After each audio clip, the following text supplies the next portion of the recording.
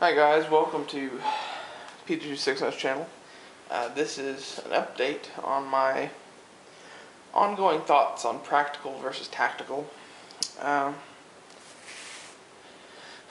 If you watched the last video, you knew I was struggling because the accuracy of these two guns are about the same.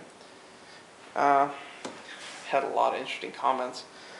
I'm going to address a couple of those. First off, there are lots of comments saying, you spent X amount of dollars on an AR and it still has a M4 profile barrel. Well, I like the M4 profile barrel. Okay, and that is an FN barrel. It's the machine gun barrel. It's a very expensive barrel. Basically, I've had that thing so blistering fucking hot, you wouldn't believe. And it's still more than accurate for what I need to do. Does it heat string rounds? Well, yeah, but every gun will. Literally. After one mag dump, you're going to be heat stringing rounds. Okay? If you don't believe me on this, go shoot a sporting gun, like a bolt gun, from a bench. I guarantee you, after 3 or 4 rounds, you're going to be noticing point shift from heat. You crank 30 rounds through it, you're going to be noticing heat stringing. So, why is this any different? Well, you don't understand. When you have the thick barrel, I'm talking about thick barrels. Okay, the only difference between that sporting gun and the thick barreled, like Remington 700, is it takes about maybe 10 rounds to start noticing a shift, and maybe 60 rounds before you start having heat stringing. Same goes for AR-15s. Okay, don't talk to me anymore about barrel profile. I find it annoying as all hell. Anyway, moving on.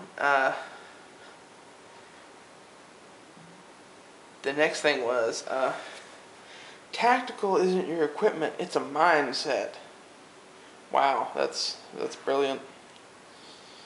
I hate to tell you, but tactical is both a mindset and equipment. An item can be tactical looking. Okay, and why is that? Well, for no other reason than I say it is. It's a very subjective thing.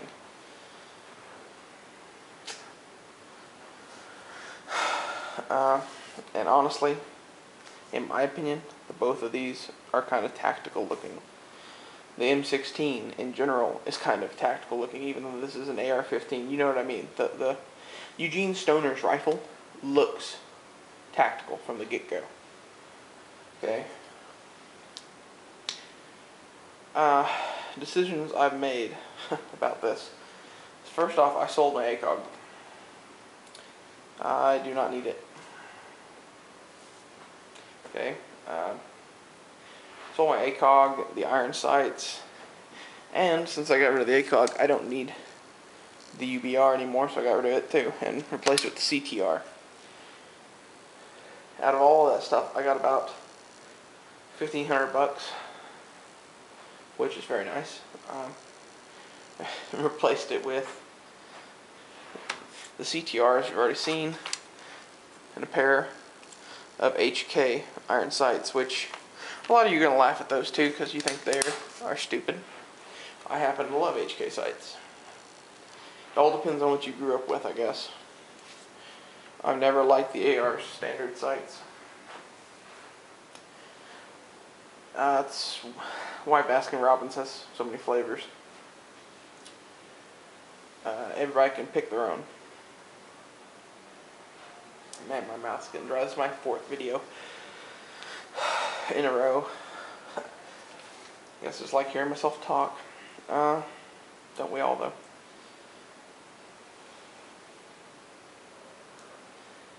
Otherwise, the rifle is pretty much about the same.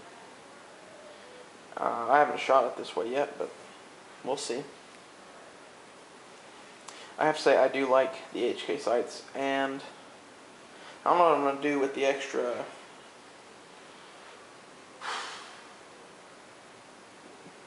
$1,300 I have left from selling the ACOG and crap, but I don't know, I'll figure out something. Probably just throw out my savings actually, so don't expect to see anything wild or crazy.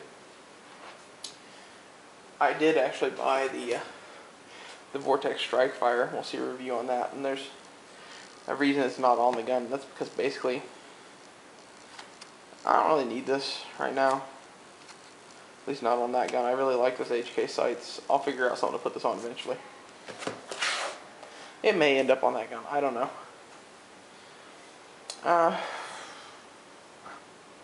So basically, I decided to downgrade my rifle a little bit. Not much. I mean, it's still free-floated, which, FYI for you guys,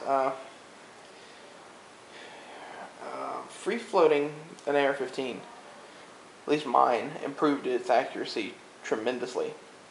But mine did not have the standard front sight block. Mine had a gas block with pick rail on it. It was a huge hunk of steel. I actually think it was just ruining the barrel harmonics. Because before I free-floated mine, it was shooting about 4 MOA. After free-floating it, mine shoots 1 MOA. Okay, but I went from having a huge, gigantic gas block to a low profile. It's basically the only difference. So, don't make fun of the free-floated handguards. They are actually pretty awesome. This is basically just a little update for you guys. Thanks for watching. Please subscribe, and don't forget to thumbs up the video.